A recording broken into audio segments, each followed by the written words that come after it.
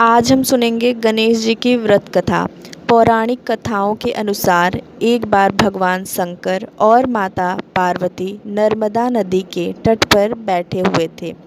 बैठे बैठे वो ऊबने लगे तो माता पार्वती ने महादेव जी से चौसर खेलने के लिए कहा। महादेव माता पार्वती की बात सुनकर चौसर यानी चौपड़ खेलने के लिए तैयार हो गए। अब उनके सामने एक परेशानी थी कि उनके खेल में हार जीत का फैसला करने वाला कोई तीसरा शख्स नहीं था।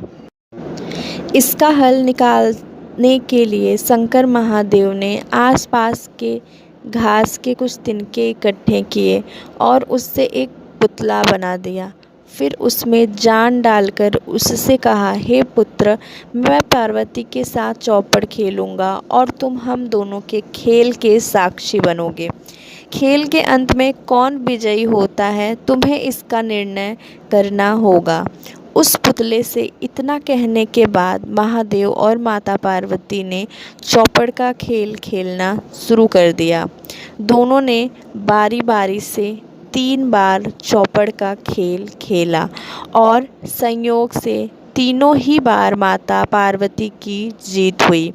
जब दोनों ने खेल खत्म किया और उस पुतले से विजयी होने वाले का नाम पूछा तो उसने महादेव को इस खेल का विजयी घोषित कर दिया। इससे माता पार्वती को गुस्सा आ गया और उन्होंने उस पुतले को लंगड़ा होने और कीचड़ में पड़े रहने का श्राप दे दिया। माता से श्राप सुनकर उस पुतले ने कहा, हे माँ, मैंने इस खेल का गलत निर्णय अपने अज्ञान के कारण लिया। मैंने किसी गलत इरादे से यह निर्णय नहीं लिया। कृपया मुझे क्षमा करें। पुतले की बात सुनकर माता पार्वती को दया आ गई और उन्होंने उससे कहा, 1 साल बाद यहाँ पर गणेश की पूजा करने के लिए नाग कन्याएं आएंगी। उनसे पूछकर तुम गणेश व्रत और पूजन करना। ऐसा करने से तुम्हें मनोवांछित फल मिलेगा। इतना कहकर माता पार्वती और महादेव वहाँ से वापस कैलाश की तरफ चले गए। 1 साल बाद उसी स्थान पर नाग कन्याएं आईं। जब उन्होंने गणेश व्रत के पूजन की विधि शुरू की तो उस श्रापित पुतले ने उनसे इस पूजन की विधि बताने की प्रार्थना की। नाग कन्याओं ने विस्तार से उस पुतले को गणेश पूजन की विधि बताई। इसके बाद उस पुतले ने विधि अनुसार 21 दिनों तक गणेश जी का उपवास किया और उनका पूजन किया। इस पूजन से गणेश जी काफ़ी प्रसन्न हुए और उन्होंने उस पुतले को मनोवांछित वर मांगने के लिए कहा। पुतले ने कहा, हे प्रभु, आप मेरे पैरों में इतनी शक्ति दे दें कि मैं कैलाश पर्वत पर जाकर अपने माता पिता से मिल सकूं और उन्हें प्रसन्न कर सकूं। गणेश जी ने तथास्तु बोला और वहाँ से वे चले गए। इसके बाद पुतला रूपी वह बालक चलते हुए कैलाश पर्वत तक पहुँचा और वहाँ पर वह भगवान शिव से मिला। महादेव ने उसने सारी बात बताई। बालक की बात सुनकर महादेव ने भी 21 दिनों तक गणेश व्रत करने की इच्छा जाहिर की।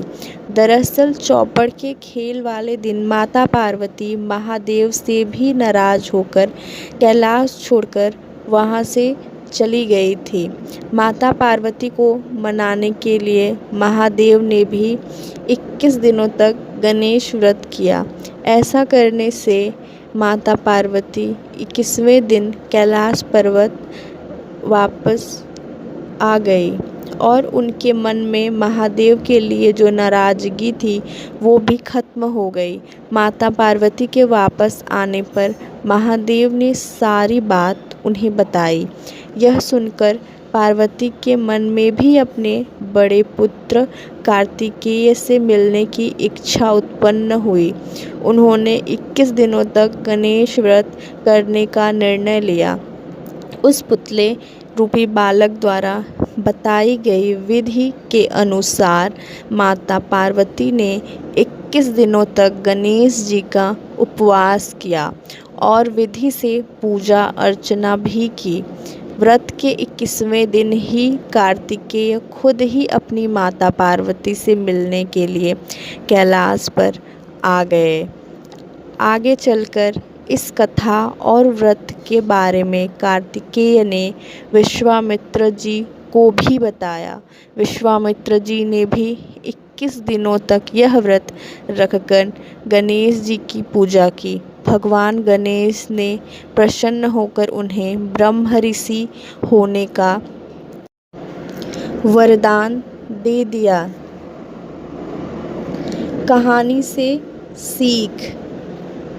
गणेश चतुर्थी व्रत कथा के जरिए गणपति देव को प्रसन्न किया जा सकता है। सच्चे मन से इनका उपवास करने से मनोकामनाएं भी शीघ्र ही पूरी हो जाती हैं। ओम गण गणपते नमः।